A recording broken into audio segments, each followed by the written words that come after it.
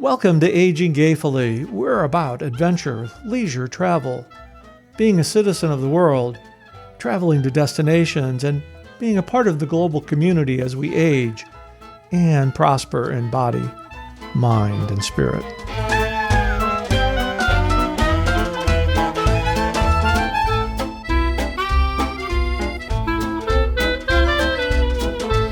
Welcome to Aging Gayfully. I'm Josh, and I am learning how to age gayfully. Well, and I'm Chris, and I don't know, should I be Christopher today? What do you think, Josh? Because I'm always... I think you should always be Chris. I think I should always be Chris, because I've taken off my bow tie, and I'm aging gayfully. I have always been aging gayfully. Well, that's good, and I have always preferred Josh to Joshua, because as you well know, when the full name comes out, you're in deep trouble. That is so true. Christopher, what are you doing? Oh, God, those were the days. Chris and Josh, aging gayfully. An ally and a gay senior. See, I prefer the rhyme. An ally and a straight guy. No. Wait a minute. A gay guy and a straight guy is what I fear, or a straight guy and an ally. Well, I'm probably going to edit this all out. Well, no, don't edit it out because I got a funny line for you. Here. Okay, go ahead. So I was at the chiropractor. The chiropractor and I, he's probably around your, maybe even a little bit younger than you. So, and I'm pretty open with everybody, and I got adjusted. I got all that. And he walking out the door, and he says, "Boy, that's the straightest I've ever seen you." And I just looked at him. I said, "Oh my God, you've got some magic hands. That's the straightest I've ever." And he thought for a second. He goes, and he busted out laughing. So I said, "Oh, you must have some magic hands." But I prefer to age gayfully, even if you. But thank you for straightening out my back. Well, I do hope that you got over it, though. Oh, well, at this stage of my life, I don't really give a rip. So Excellent. I got to tell you about my week. We are exploring, we're exploring so much on this podcast, not just traveling to different places, but meeting different people. And I had the best conversation this week with a soul singer from Norway. It was such a great conversation. Yeah, so cool. And Norway is definitely now on my must visits. Well, road trip. Well, no, it would have to be either by boat or by plane. No roads. Well, the Scandinavian part of the world would be a delightful place to visit and spend some time and do some of these shows, because the Scandinavians have a very unique perspective. Have you been? I the closest has been Denmark. We didn't make it into. Richard tried to drag me into Copenhagen, and then, the heart and the mind is willing, but that's a part of the world. That's another part of my bucket list. The gentleman whose name is Eric Norvald Rowe, and this is me pitching his new album because he does amazing music. Just such a warm, friendly guy. And I just need to visit that part of the world, not just to see how beautiful the fjords must be and the beauty of the surroundings, but imagining a society that was full of people like Eric.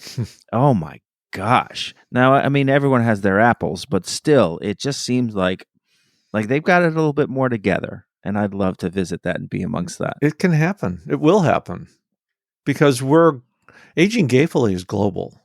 It's not just not just local. Aging is a global issue. And one of the things about music is music brings people together.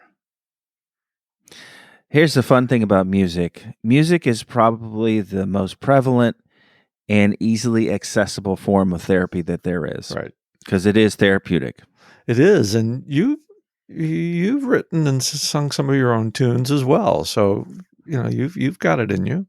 I enjoy doing that for different reasons, but if I just need to unwind, if I need to center myself, if I need to connect, there's nothing like throwing on a nice song, maybe some classical music, maybe some ambient music, maybe some jazz. It really doesn't matter to me, to just really ground me and connect me. And at that point, I don't want it to be my own, because I don't want to sit there trying to chill out and critiquing my own playing or voice. So give me some nice Vivaldi. Music feeds the soul.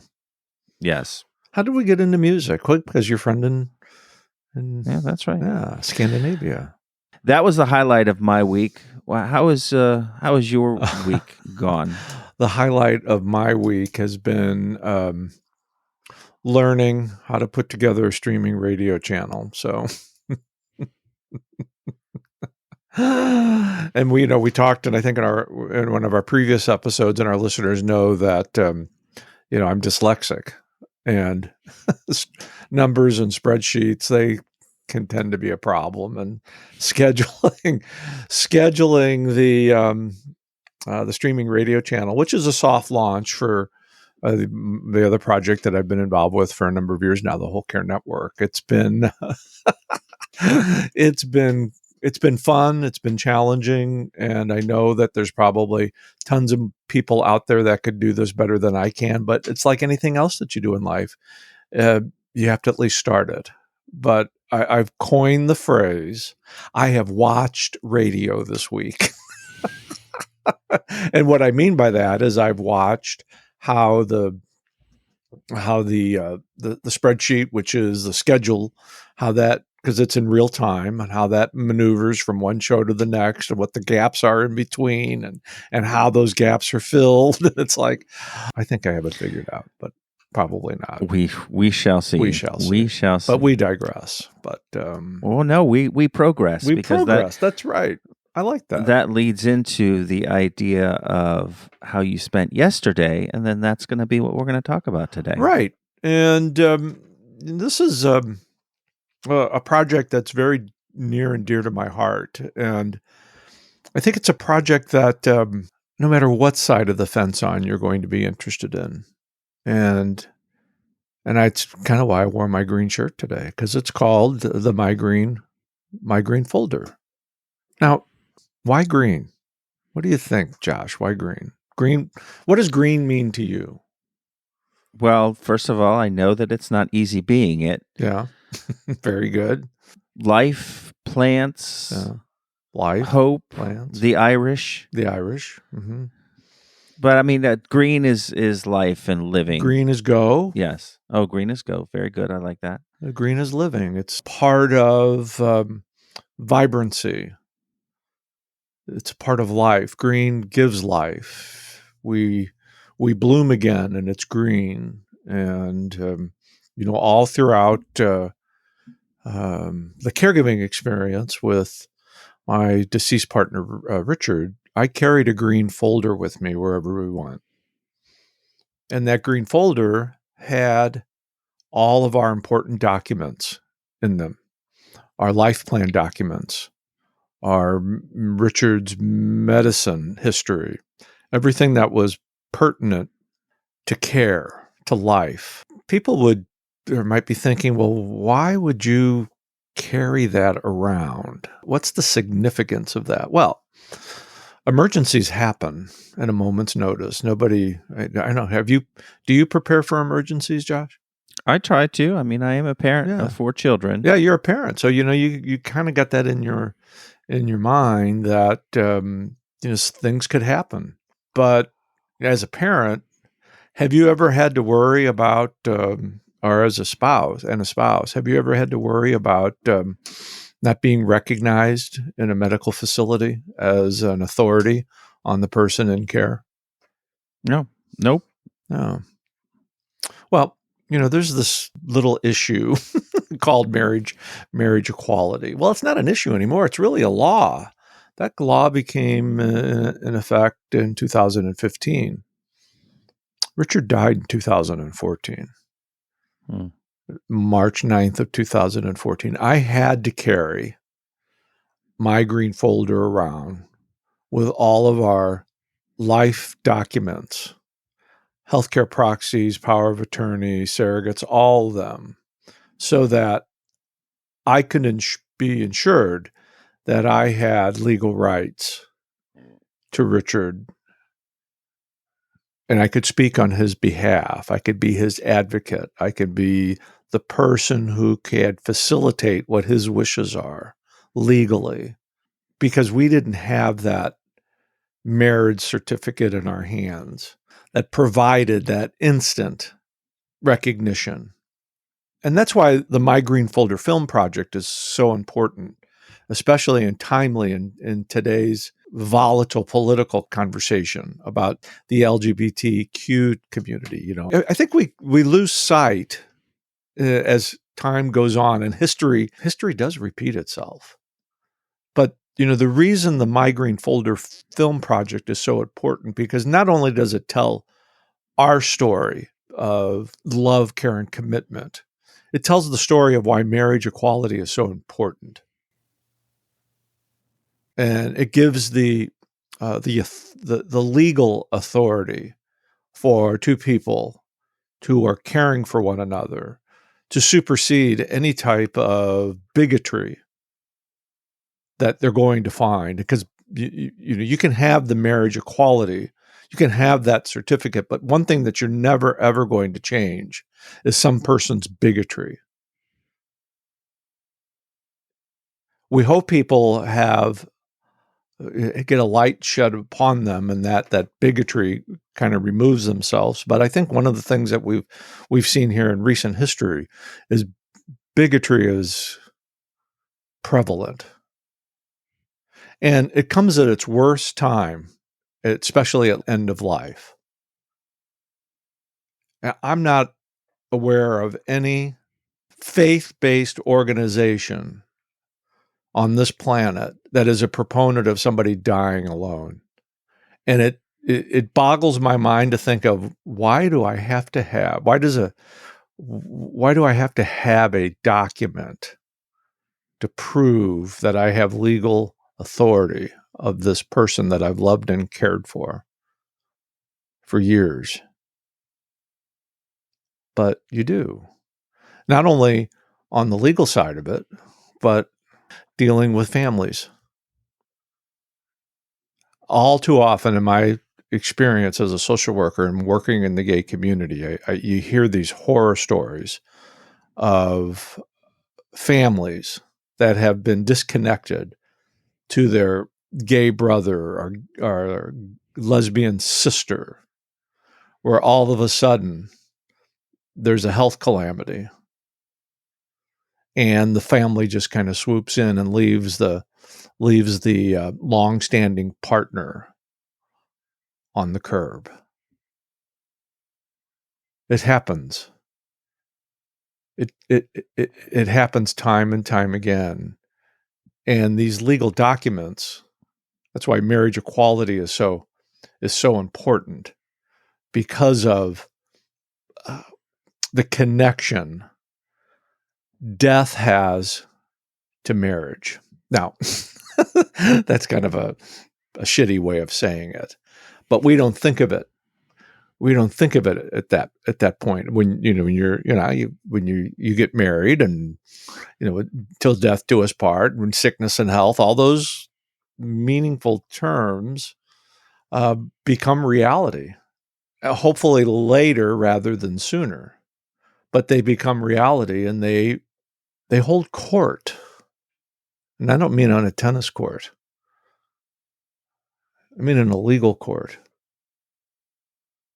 And for two men to walk into an emergency room, it's much different than a man and a woman to walk in. And here's the parallel there. There's tons of unmarried heterosexual couples. Tons. Are they asked the same questions? Most cases not. But do the rules apply? do the legal rules apply? Say, yeah, because the next of kin in every state is the spouse.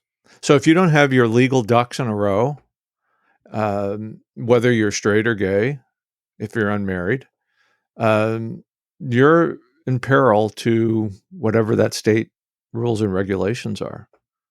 And it's your most vulnerable time when you're trying to advocate for the person that you've been with and loved for years. You can be pushed to the sideline. We carried all of our documents together in my green folder. And it proved beneficial in so many situations, especially when you're dealing with, if you're in the middle of a health calamity or an emergency and you're dealing with new healthcare personnel.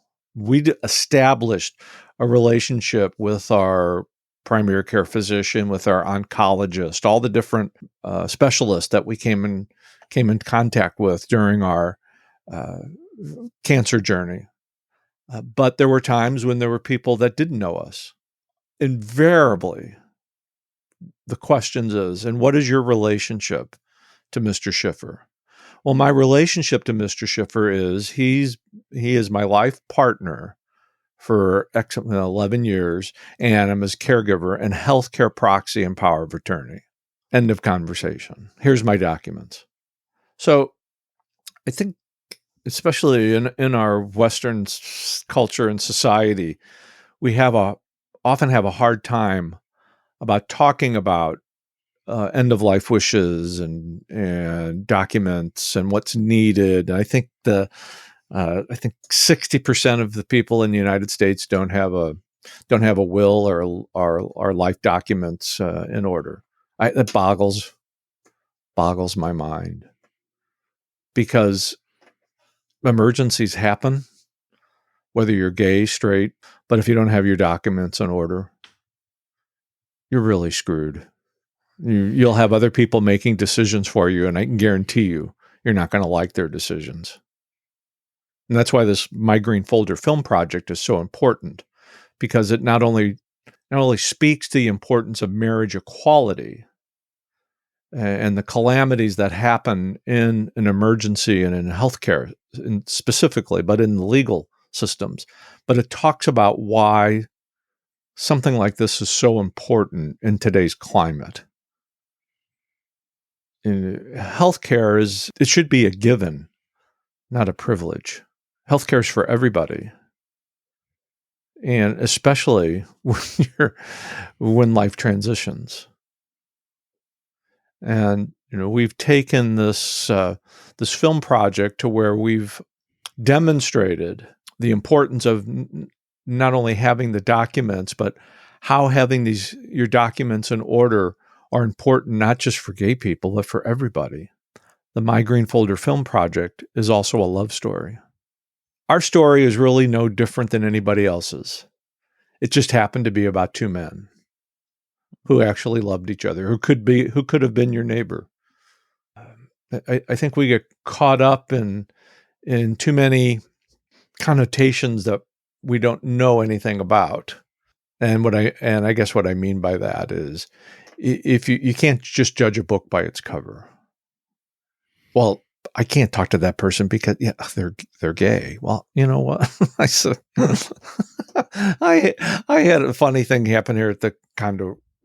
I said hello to some man downstairs, and I had never seen him before, and because he was one of the snowbirds, and he said, I introduced myself, and he somewhat friendly, but not very friendly, and he goes, "Oh, I know who you are." And he was kind of snooty about it. And I almost said, "Oh, have we slept together?" Because I didn't have a clue who he was. I knew where this was coming from because I know how how people talk. Two men living in an apartment complex. Well, it's got to be. It's not even that. It's not even the way how this. But we get caught up in what we think we see, but we don't really know. I can't imagine saying to someone I don't know, "Oh, I know who you are." That in and of itself, that amount of cheek just really blows my mind. Yeah. It's those subtle messages that gay people have dealt with all the time. So I did reference how you had a good day yesterday. Yeah. This project is proceeding along. I mean, it's not just this up in the sky, I'd love to have a film. This has legs. This has legs. So My Green Folder film project, we do have a working script by a bona fide screenwriter who has had numerous of his projects produced, one on the Hallmark Channel. So we ended up going through four different edits of the script to get it to the point to where it's ready to distribute to producers, actors, agents who want to take on the project. You can see the project at mygreenfolderfilmproject.com, but it's ready to distribute to the industry as a viable project. Our story is no different than really anybody else's. We were fortunate that our story was featured in a Pulitzer Prize nominated story. And that's what kind of gets the attention of people in the industry is that, well, what do you have? Story about two men. Well, what? Well, when you add Pulitzer Prize nominated, that gets the attention. And we're pretty confident with the path that we're moving towards in 2024 that this project's going to get in the hands of the right people, because it is a love story in its essence, but it's very timely in the climate that we're living in. On one side, why marriage equality is so important, and it's a law of the land that should be ensured. But we've all seen over the last year or so that there's no assurances. It demonstrates because people, and this has been proved out over the years as I've done presentations and talk to people through my role as an advocate. People don't understand that their life documents are moot upon death. I want to repeat that. Your life documents, even if you have life documents, are moot upon death. And that everything, all those wishes transfer into the executor of your estate, your will. And I'm not giving, I want to emphasize here, I'm not giving anybody any legal advice. Talk to your attorney, talk to an elder care attorney, talk to an attorney that deals specifically with these issues of life documents and wills and estates. And, yesterday and talking with, the screenwriter, it was great to kind of reminisce about why this was all important. And then I went and helped a friend of mine who's in his 80s, who's trying to figure out his documents and get those in order because he had moved from another state to Florida, and Florida's different. I think that's probably about the nicest way I could say it is, Florida is different, and every state is different. And, do you have, your documents? This gentleman, he's vibrant, he's busy life. He likes to travel. But he felt comfortable in talking to me about these documents. And I just kind of said, well, you travel a lot. Do you take any of these with you? Well, no. Well, what would happen to you if you were on a cruise or a trip and you didn't have any of these documents with you? Or you didn't see, we just had these open and honest conversations because I can demonstrate through the story what can or cannot happen. And I think when you can give those credible examples to people that they can relate to, it makes these difficult conversations just a tad bit easier, because they are difficult conversations, but everybody needs to have them. And in having those conversations, you can definitely age gayfully. Once they're done, they're done. They need to be looked at maybe every 6 months or a year. Your attorney will tell you, because laws change in each state. But I can attest that the My Green Folder Film Project would demonstrate to any type of couple the importance of having these documents in place so that love, care, and commitment can continue on without any additional drama or burden that a health calamity will impose on a couple. You don't want the state involved in any of your decisions. and you don't want family members from 30 years who you've not 30 years ago who you've not seen all of a sudden swooping in and saying, "Oh my God, oh, my brother, I loved him so much," and but you know that he was a fucking fag, Yeah. and I just hated his life. And that person he's been with, they don't have any rights. I mean, the Nope. way to get your rights is to go to Mr. Attorney and get your rights. Because, and this is another line that I've learned along the way, where there's a will, there's a relative. Well, I like that one. That's a good one. Merch. Put that on the t-shirt. That's another Aging Gayfully shirt. I think so. There you go. Yeah. So I can't wait for this to come out. And I have one final question for you. When the roles get cast, which role do you think I would be able to better play, you or Richard? I think you'd be better to play me. Ah, there you go. Because of the facial hair, clearly. Well, 10 years ago, the hair was on top. Oh, God. So several hours of makeup, Several I hours of understand. makeup. Yeah. And actually, it's funny. The screenwriter asked me yesterday, who would play Richard? Because in reading the script, and this is a compliment to the screenwriter, he never met Richard, but through the story, through the videos, and I'm not even sure I've told you this, Josh, I have 10 or 11 phone messages that I've saved of Richard's. I have him when he was at his peak. His voice was strong, laughing, and I have him at his weakest. And the screenwriter, and talking to his niece, the journalist who wrote the story, people that knew us personally and professionally, he captured Richard's essence and personality. Can I share one line in the story, in the script? So you kind of picture the scene. We've all been involved in this in one way or another. The nurse comes to the house to do an assessment, and she's very diligent in going through Mr. Schiffer, you do your blood pressure, and then she gets to Mr. Schiffer, this is your diet. You need to be eating this, and this.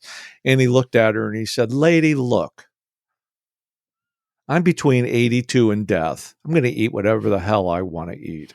And she looked at him. And she didn't know, she didn't know what to say, and then it connected. And she looked at him and she said, "Mr. Schiffer, you are exactly right." And when of course, I conveyed a lot of this too, and it was in some of the Purple Jacket blog. But when I read that, it was like, oh my God, I could see. I could see, I could see Danny DeVito and Octavia Spencer, doing this scene with these lines, because Richard's character is the star of this. His character, his personality, his Manhattan 5'5" machizo just kind of comes through, and that's that essence, that line, which everybody has sat there with a nurse and they're going through their list, and they're just doing their job, and he put the human side to it because he knew that the esophagus cancer was going to take him, and he wasn't taking any prisoners. And I have one other funny line for you, just to kind of. So we were at the oncologist, and of course the oncologist originally gave him three to 4 months to live, and he ended up living 29 more months. That's parlayed in the story, but we're in the waiting room area of the of the oncologist, and there's all these different patients there. They got their IVs in. It's just a depressing. And Richard's standing over on the side, and he's looking at his phone. I even have a picture of this. And the doctor walks by, and the oncologist says, he called him Bern because his first name was Bernard, and he hated being called Bernard. He looked at him. The oncologist looked at him. Bern, you looking great. And he looked up at him. Well, thanks, Doc. I have a good embalmer. And you would thought that comatose area, everybody was like, everybody busted out laughing, as did the doctor. And that's the essence of Richard Schiffer.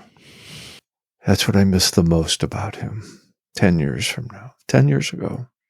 The essence. My Green Folder Film Project is my final caregiving duty for him. He always wanted to work on Broadway. And I used to tease him, oh yeah, another Jew on Broadway. I'm sure that's never happened before, but he always wanted to work on Broadway. He wanted to work behind the scenes, as he wanted to run the box office, or he knew he wasn't an actor, but I thought, oh, he could have been an actor. But, his father wouldn't allow him to do that. He ended up working in the textile business. But this is my final caregiving project for him, to get this film and the story out into the public so that he can be honored, and that everybody who has a struggle with getting their important documents in place will do so, and assure that marriage equality will stay law of the land, because all rights upon marriage transfer at death.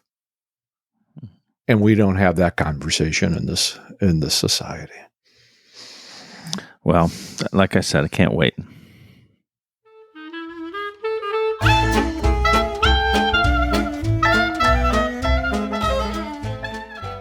All right, Chris. Well, we're going to tie a bow tie onto this one and then send it out into the world.